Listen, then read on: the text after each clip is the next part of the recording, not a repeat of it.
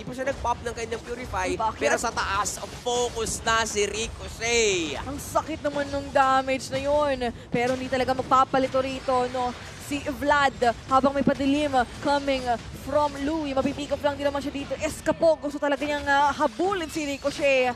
Tingnan natin kung makahabol. Ang bilis. Si Ricochet dito, mas mabilis din naman si ano eh. Ay, nabutan! At talagang tatamaan pang... Sagot doon ay hindi at willing ibigay Ay. ang Onyx dito dun sa Lord, pero binibigyan na rin si Shadow. Ganun lang. May free Lord sa Aurora Hunters. Depende na lang kung may Miracle Steal dito magawa. Si RA, pero wala din naman na siya pa ang And for Aurora Hunters, grabe din si Zen. Tinatayuan niya na lang dito ang Onyx kasi alam niya na sa ngayon hindi pa siya mapapatay. Tumalon si Vlad. Uy, pero mukhang walang gagawin. Si RA medyo papaprota ng konti. Wala ng turrets ang side ng Onyx Minerva. Meron na ring wall dyan, wag lang babangga. Wala nag-start ng teamfight. Shadow, atras lang din naman sila ng konti. Wala, ayaw nila mag-start ng something kasi they need to defend this one. Ay ngayon sa napapansin natin ngayon dito. Merong Oh my pagtunggo, God! napagad ng paggang yun.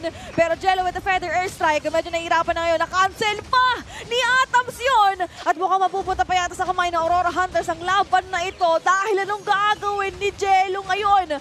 Atoms, medyo paparat ng konti. Gusto talaga hilain, pero this will be a game number 3.